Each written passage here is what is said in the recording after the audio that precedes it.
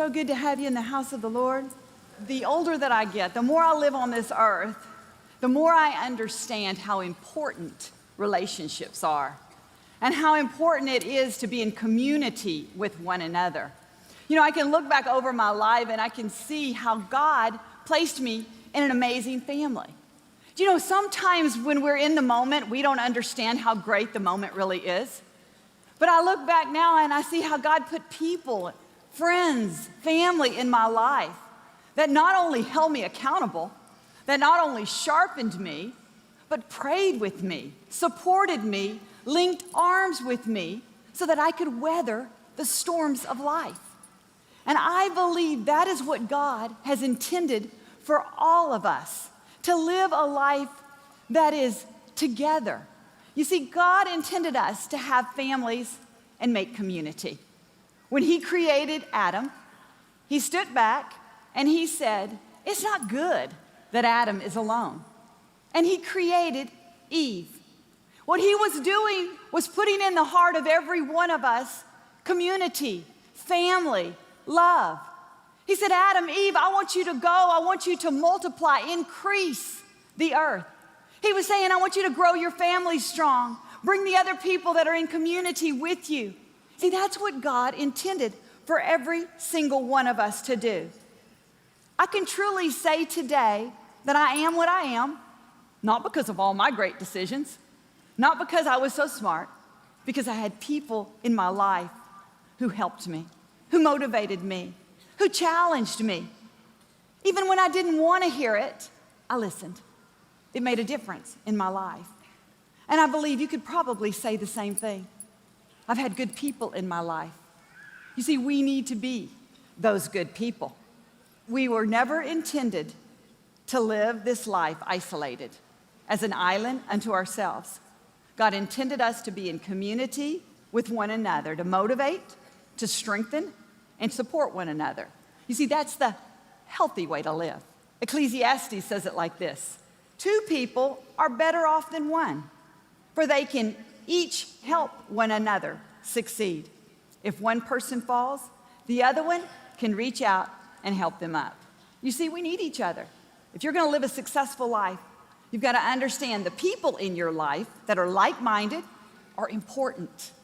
And they are worth developing a strong relationship with, a strong community with. Good relationships are two-way streets. It's as much about what you give than what you receive. The Bible tells us to encourage one another daily. It doesn't say, wait around to be encouraged.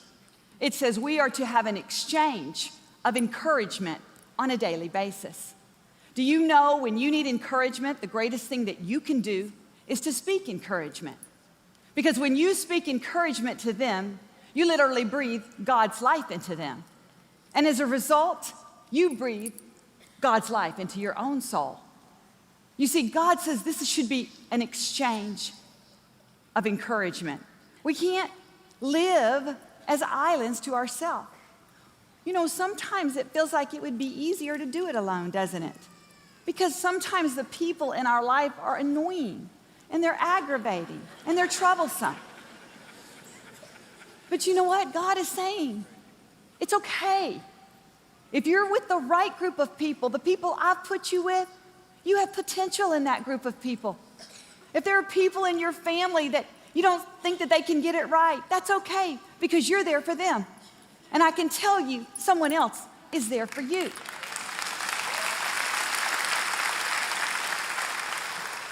It's interesting because I believe that we're our happiest and our healthiest when we are helpful to other people. In fact, there was a study on happiness, and it was interesting because it talked about what actions that we can do that create this emotion of happiness within us. And you would think it was when we go on vacation that we're our happiest. When we get a present, we're our happiest. But it was saying that the emotion of happiness is really a sense of when you are helpful and your purpose is tied to someone else and helping them. That gives you the greatest heightened sense of happiness. In fact, it was interesting, they called it the helpful high. That's what they labeled it. It's the helpful high. See, I can't imagine getting high on anything but being helpful, knowing that it's such a euphoric feeling. It doesn't even have a hangover. You can be helpful and get high at the same time. I believe that's why this church works. I believe that's what makes this church what it is. Because this church is a place that you can come and be loved and encouraged and prayed for. This church is a place that people will link arms with you. And I love this church because you don't have to be perfect to be loved. You don't have to be perfect. No one's judging you. They're just loving you and being helpful. You know, it's interesting because we all have people around us. You know, sometimes we think, well, God, I can't help everyone. But can I tell you that if you'll look very closely, God will have many people around you that you can invest into, that can be a part of your life. I was talking about how, you know, one way to be a helpful person is to be a person that has the best interest of someone else. And what I mean by that is the Bible says we're to be sharpeners to one another. And think about that word just a minute. If you've ever cut your hand on a knife, you'll understand sometimes sharp things hurt. They don't always feel so good. But God is saying, I want the people in your life to sharpen you as you sharpen them. But that only comes from a trusted community, a place where you know there's a sincere love. I can tell you that my greatest growth has come when I've been challenged by the people that love me the most, when I've been held accountable by the people who love me the most. Because they not only hold me accountable, they not only sharpen me, but they're also there to link arms with me and support me. You see, that is where we're going to find help and growth. What am I saying today? I'm saying we're better together. We were meant to be together. I found this wonderful story about the redwood trees in Northern California. And these trees grow 350 feet up in the air. They grow very close together. The interesting part is their roots are very shallow. They're only about 5.5 feet underground. You would think something so incredibly tall would have to go very, very deep in the ground to hold itself up. But the extraordinary fact about this tree is that the roots don't go deep, but they spread wide. Those roots find the other tree's roots, and they begin to intermingle their roots together. And they say that they find nutrition with one another, and that literally the way their roots are so intermingled, they hold each other up. That a tree in the middle of those trees can die from old age, and it can stay there 100 years because it's so intermingled with the other trees. You see, it finds its strength in all climates from being woven together with the other trees. So whether the winds are blowing, the rains are coming down, or whether there's a drought, there is always stability in the forest of the redwood trees. And if we could be as united together in our lives as those redwood trees are, I believe we could withstand any storm, that we could withstand any drought, because we're not only holding one another up, but we are giving nourishment to one another. You see, God intended us to be together. He intended us to start in our families. The Bible talks about giving your life away.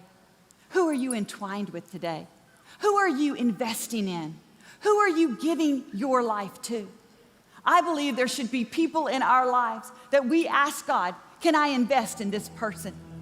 You see, you can give people money. You can give them cars.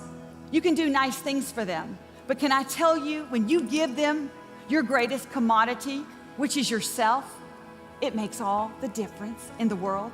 When you entwine your life with someone else, even if it's seasonal, and you invest in them, I believe that's when you'll stand strong, you'll grow, and you will be able to withstand the storms of this life. Amen? Amen. Thanks for watching this message. I hope you enjoyed it.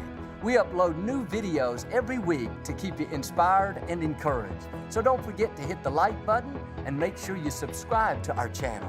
Let us know in the comments below how this message has encouraged you.